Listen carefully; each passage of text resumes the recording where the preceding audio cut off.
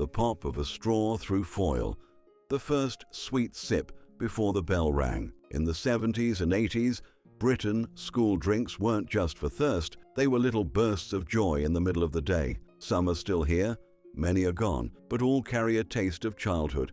Stay with me, you might just spot your favorite. Long before sugar content became a villain in the headlines, Ribena cartons were the crown jewel of the packed lunch. They had a kind of prestige. If you opened your lunchbox and saw that deep purple box tucked neatly between your sandwich and crisps, you knew the day was already better. Born during the Second World War as a way to get vitamin C to the British public, Ribena was more than just a drink. It was a national institution. By the time it found its way into the playgrounds of the 80s and 90s, it had evolved into a sweet, tangy nectar that seemed almost too indulgent for a school day. The carton itself was a tiny work of art, bold purple with a glossy berry illustration, promising a burst of blackcurrant goodness inside. You'd slip the straw through that thin silver foil circle, feeling the resistance give way with a satisfying pop, and the first sip would coat your tongue with a rich, fruity flavor so distinctive you could pick it out blindfolded. It left behind a telltale stain on your lips and tongue, a badge of honor that silently announced to everyone at the lunch table, "I've got Ribena today." For many of us, it wasn't just about the taste, it was about the moment. Maybe your mum only packed it on Fridays, or when she felt you needed a little extra cheer. It might have been a reward for surviving a spelling test, or simply because the multi-pack was on special offer at the supermarket. In those brief minutes, sipping from that purple carton made the rest of the day feel a bit warmer, a bit brighter. Of course, over time, things changed. Health campaigns targeted sugary drinks. Recipes were reformulated, and some swore it never tasted quite the same again. The once ubiquitous Ribena carton began to vanish from lunchboxes, replaced by water bottles or low-sugar alternatives that lacked the same magic. But for those who were there, one sip in memory is enough to bring it all flooding back.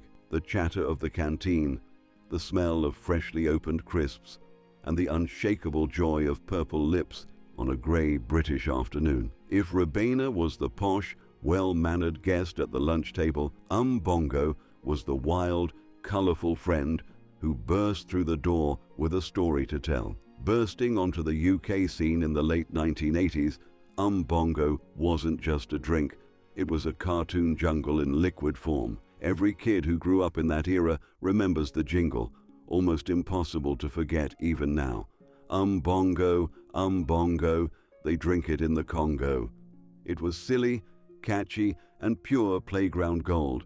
The carton was a riot of colors, bright oranges, greens, and yellows, with a parade of smiling jungle animals splashed across it, each one promising exotic adventures with every sip. And the taste? Unlike anything else in the lunchbox, where most fruit drinks stuck to safe flavors like orange or blackcurrant, Bongo came with a medley of tropical notes, mango, passion fruit, pineapple, that felt like a party your taste buds had never been invited to before. The moment the straw pierced the carton, the air seemed to shift. You weren't in a gray, rain-damp playground anymore. You were in some far-off, sun-drenched jungle, at least in your imagination. Kids would trade entire packets of crisps for a swap if someone had brought an Bongo.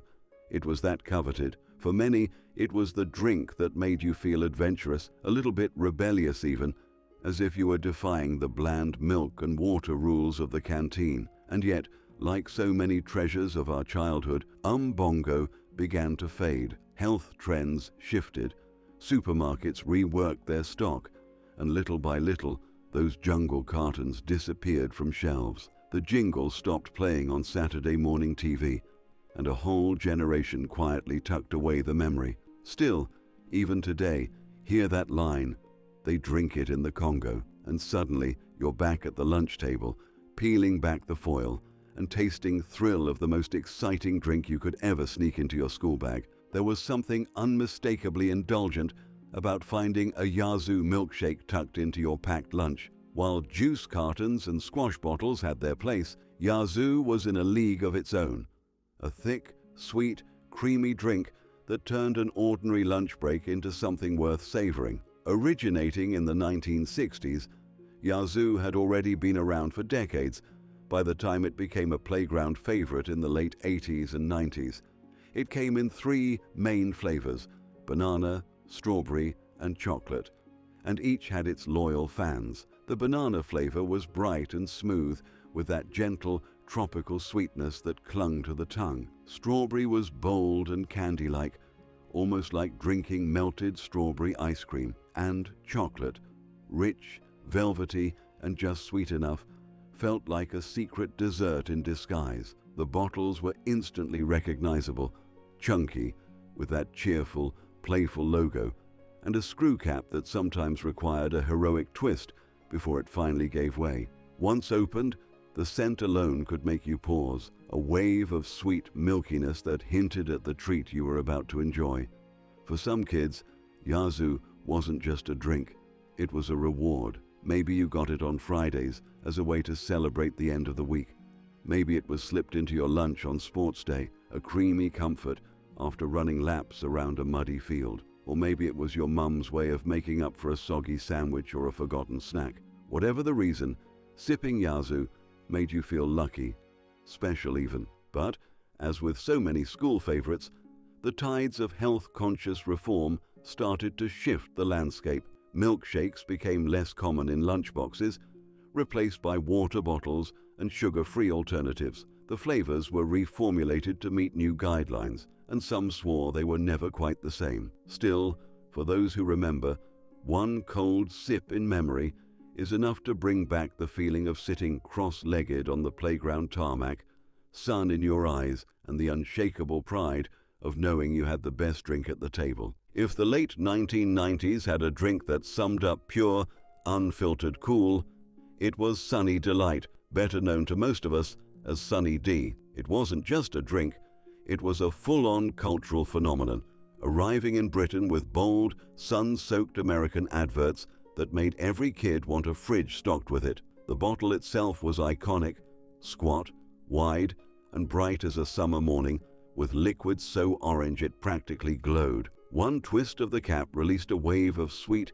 citrusy scent that didn't smell quite like real fruit, but in a way, that was the charm. It was like bottled sunshine mixed with a dash of rebellion. The first sip was a blast of tangy, sweet flavor, thicker than ordinary juice, coating your mouth with an almost creamy texture. In the playground, Sunny D carried a certain status. Having it in your lunchbox said you were in the know, part of a generation hooked on something loud, bright, and unapologetically artificial. But with the popularity came the legends, the most famous being the story of a child turning orange from drinking too much. Whether it was fact, myth, or just the ultimate playground rumor, it gave Sunny D a kind of dangerous edge that only made it more appealing. Parents began side-eyeing it, teachers whispered about its sugar content, and health authorities eventually called for reformulation. When that happened,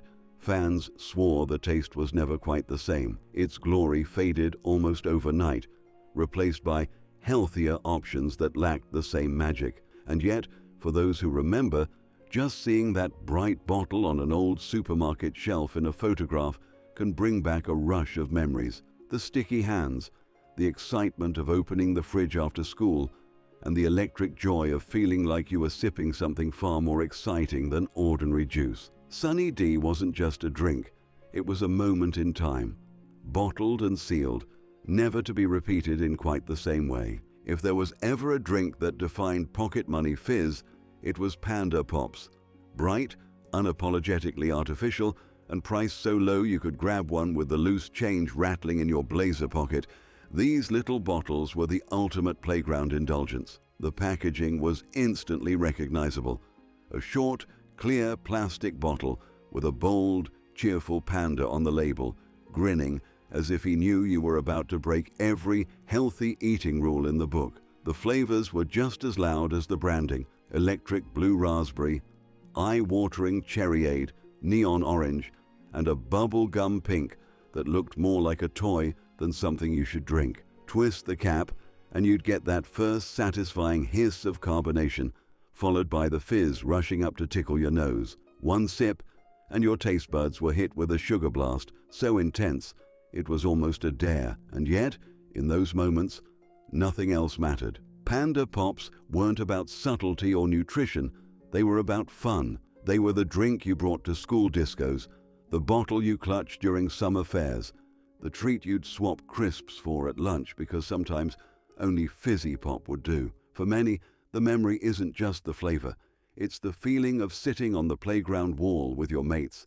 legs swinging, the sunlight catching the bubbles inside the bottle. But as the 2000s rolled in, health campaigns began to target high-sugar drinks, and Panda Pops quickly found themselves on the naughty list. Schools banned them, parents stopped buying them, and slowly they vanished from both lunchboxes and corner shop fridges. Today, they exist only in scattered memories and old photos, a relic of a time when a bright bottle of fizz could be the highlight of your week. And if you ever find yourself catching a whiff of that unmistakable sweet, synthetic smell, you might just be back there, on the playground, Panda Pop in hand, with not a care in the world. Few drinks in a school lunchbox carried quite the same sense of ceremony as a Capri-Sun. It wasn't just something you drank, it was an experience, starting with the iconic silver pouch that gleamed like treasure in the midday light. Imported from Germany in the 1980s,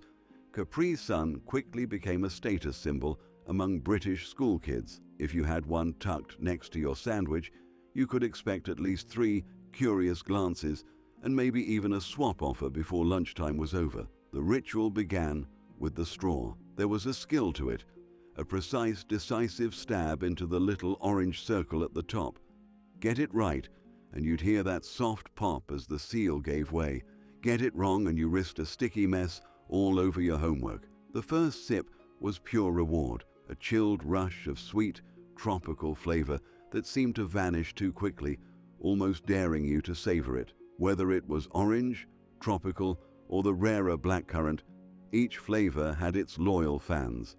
And because the pouch stayed cool for ages, it felt like you were drinking something fresh from the fridge, even hours after it had been packed. Capri-Sun had an air of specialness about it, often saved for school trips, sports days, or as a Friday treat. But as the years went by, the shiny pouch became a point of contention. Environmental concerns over the non-recyclable packaging, combined with school bans on sugary drinks, slowly pushed Capri-Sun out of the lunchbox spotlight. Healthier versions appeared, but to many, they never quite captured that same burst of flavor from the originals. Still, for anyone who grew up with them, the mere crinkle of that silver pouch in your hand can take you back instantly to the noise of the playground, the smell of packed sandwiches, and that small but perfect moment when you pierced the seal and drank something that felt like pure, liquid joy. Long before flashy juice brands took over supermarket aisles, Kia-Ora was the orange squash that brightened both school days and summer afternoons. Its history stretched back to the early 20th century, but for many of us, its real magic came in the 70s, 80s, and 90s, when its cheerful TV ads and cartoon mascots made it feel like a drink with personality. The flavor was instantly recognizable, sweet, tangy, and slightly syrupy, with a color so bright it almost glowed in the cup. It wasn't trying to be exotic or complicated. Kia-Ora was unapologetically simple, the taste of orange squash as it was meant to be. For school kids, it often arrived in a little plastic bottle or was poured from a thermos into a beaker during lunchtime. On sports days, its presence was practically guaranteed. Plastic cups lined up on a trestle table, filled with that sticky, sunshine-colored liquid, ready to quench the thirst of kids who had just run their hearts out in the egg and spoon race. There was something comforting about it, a familiarity that made it feel like part of the fabric of childhood. Maybe it was the way the smell would hit you the second it was poured, or the way the sweetness coated your tongue in a way that plain water never could. For some, it was a drink their grandparents would serve in the garden alongside a plate of biscuits, while bees hovered lazily nearby. Over time, though, Kia-Ora quietly slipped away from shelves. New juice drinks arrived. Sugar reformulations changed the flavor, and the cheerful adverts stopped playing on TV. It didn't happen overnight. One day you simply realized you hadn't seen it in years. And yet, if you close your eyes and think back to a sunny school sports day, you might just taste it again. The cold, sweet orange on your lips, the grass under your feet, and the feeling that summer would never end. By the early 2000s, a new contender had entered the lunchbox game. Fruit Shoot, made by Robinsons, it was marketed as the healthier, more parent-approved alternative to fizzy drinks. Yet it still carried the playground cool factor that made kids want it. The bottles were small, chunky, and brightly colored. Purple for blackcurrant, orange for orange, green for apple, each topped with that twisty sports cap that became almost as much a part of the fun as the drink itself. The flavors were sweet, but not overpowering, and there was a kind of freedom in being able to open and close the bottle without needing a straw. You could sip it on the go, between football matches, on school trips, or while chasing your mates around the playground. That twist cap was also a fidget toy in disguise. Plenty of kids absent-mindedly chewed it or clicked it open and shut all lesson. Fruit Shoot was the drink of active, busy lunchtimes. No ceremony, no fuss, just grab and gulp. And it wasn't just the taste that made it memorable, it was how it fitted into the rhythm of a school day. It was easy to share a sip with a friend, to tuck back into your bag for later, or to finish in one long swig after an intense game of bulldog. But, as with so many childhood staples, things began to shift. Sugar reformulations changed the flavor, and for some kids, it lost its magic. Health campaigns started pushing plain water harder, and the once bright bottles became less common in lunchboxes. Still, for anyone who grew up in the 2000s, the memory is instantly vivid. The weight of the bottle in your hand, the pop of the cap as you opened it, and the rush of sweet, fruity refreshment that seemed to fuel an entire afternoon of play. For some, they were a comforting mid-morning treat.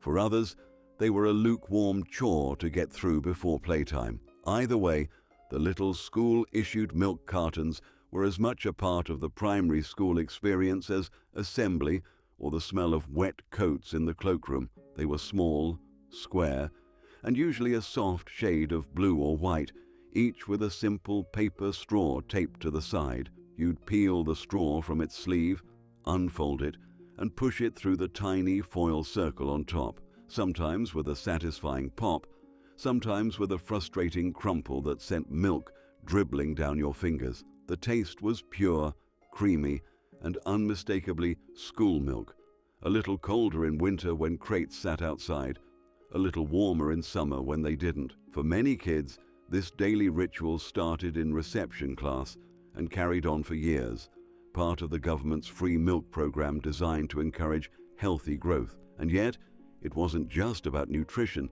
It was a pause in the day, a shared moment across the classroom. Rows of children sipping quietly at their desks or leaning against the wall in the playground, cartons in hand, while the chatter of playtime began to build. Some would drink it in 2 gulps, others would take their time, chewing the end of the straw until it was soft and frayed. But the cartons also became a point of division. Some kids adored them, others swapped theirs away or quietly poured them into the nearest plant pot. Over time, changes in funding and shifting school policies meant fewer children had the daily carton waiting for them. By the late 80s and 90s, many schools had phased it out entirely, and it faded into memory. Still, for those who grew up with it, the image is clear. The clink of bottles or the rustle of cardboard crates being wheeled in, the faint smell of milk mingling with pencil shavings, and the comforting knowledge that for a few minutes, everything stopped for that small, shared drink. By the late 90s and early 2000s, lunchboxes were starting to look a little different. Health campaigns were in full swing, and sugary drinks were slowly being swapped out for options that could pass the teacher glance test. That's where Highland Spring and Volvic flavored waters came in, the drinks that managed to feel both healthy and a little bit posh at the same time. The bottles were sleek and clear, with gentle pastel labels that made them look grown up compared to the bright cartons and fizzy pops of the past. Inside was water kissed with just enough flavor, strawberry, lemon, peach, that you still felt like you were having a treat. For kids used to bold, syrupy squash, this was a different experience. Subtle, refreshing, and somehow more mature. Sipping one in the playground almost felt like a quiet statement. Less sugar rush, more slow enjoyment. Maybe you got one when your parents were on a health kick, or maybe it was the drink they grabbed from the shop when you were heading to a school trip and fizzy drinks were banned. The taste was delicate but distinct, the kind of flavor that lingered lightly instead of flooding your mouth. It was also the drink that lasted. You could take a few sips at lunch, screw the cap back on, and still have half the bottle left for the walk home. Over time, these flavored waters became part of a bigger shift in school drinking culture, paving the way for the plain water bottles that dominate today. But for those who remember, there's still something about that cool, faintly fruity taste and the crinkle of the thin plastic bottle in your hand. It was the drink that made you feel just a little older, a little more sophisticated, even if you still had a packet of Monster Munch and a Penguin bar waiting in your lunchbox. We didn't just drink these, we lived them. From Ribena's purple smile to the jungle thrill of Bongo, each sip carried its own little story. They were swaps between friends, rewards after sports day, or the simple joy waiting in your lunchbox. Many have vanished, but the memories remain, bright, sweet, and untouchable. Which one would you bring back? Share it in the comments, and if you want more trips down memory lane, subscribe and join us in keeping these flavors alive.